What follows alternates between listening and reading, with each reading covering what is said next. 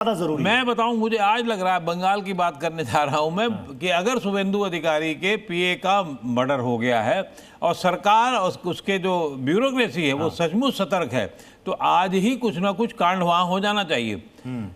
सरकार बने, कल बनेगी, लेकिन उसके पहले ब्यूरोक्रेसी में वहाँ की पुलिसिंग को ये काम कर लेना चाहिए जो यूपी और थोड़ा बहुत बिहार में होने लगा। तो आप चाह रहे हैं कि वहाँ यूपी मॉडल एक तरीके से अभी से लागू हो जाए? वो सभी जगह से है। वो देखो, आप अगर सरकार में रहना है, आपको लोगों को दिखते हुए नजर आना है। महिलाओं ने वहाँ वोट सिर्फ इसलिए नहीं दिए कि 1,500 की जगह 3,000 मिल जाएंगे।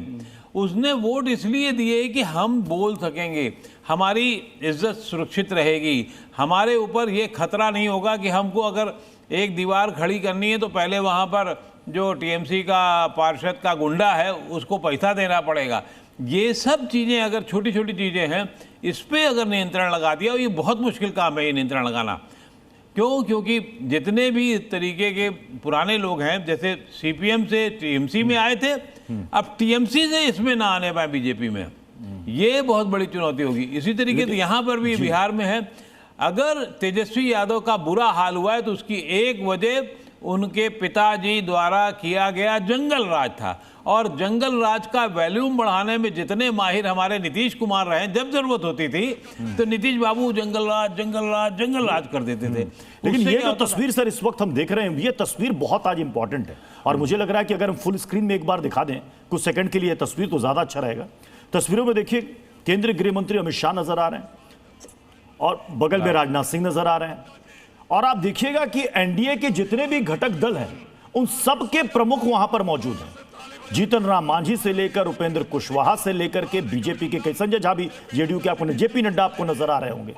ये जो तस्वीर है, ये सर क्या कहानी बयां कर रही है ऐसे वक्त में जब आज बंगाल के नतीजों के बाद ममता बनर्जी को इंडिया गठबंधन की एकता की याद आ रही है, और आज बिहार के पटना से एनडीए की एकजुटता का ये बड़ा मैसेज दे रहा है। ये मैसेज है। और दूसरा ये कि सत्ता में जो फेविकोल होता है ना, बड़ा मजबूत होता है।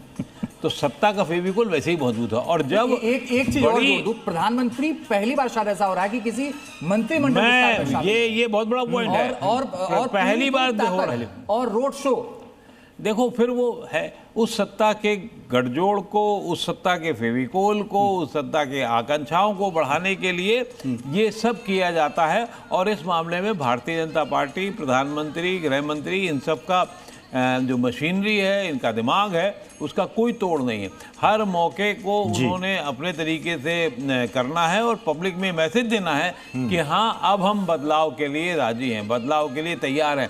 एक गणे मार्ग का रोड का नाम लोक निवास करना या लोग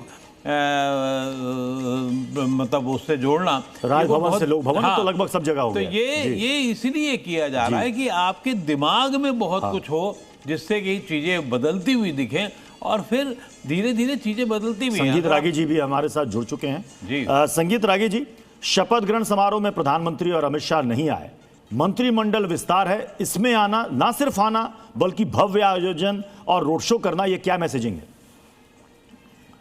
देखिए, जब शपथ ग्रहण समारोह हुआ था तो बहुत सारे लोगों ने, और ये पूरी मीडिया के सारे चैनलों पर और करीब करीब जितने भी राजनीतिक विश्लेषक थे, वे सभी कह रहे थे कि शायद प्रधानमंत्री इस से खुश नहीं है।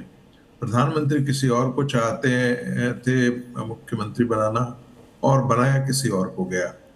मुझे नहीं, नीतीश कुमार के दबाव के कारण बनाया गया। ये भी एक चर्चा चली थी कि नीतीश जी की पसंद थे सम्राट चौधरी और भारतीय जनता पार्टी की पसंद कोई और था, और जिसके कारण प्रधानमंत्री जी और अमित शाह जी जो है वो उस समय शपथ ग्रहण समारोह में नहीं हुए। तो स्वाभाविक था कि ऐसे में पार्टी के अंदर एक गलत संदेश जा रहा था।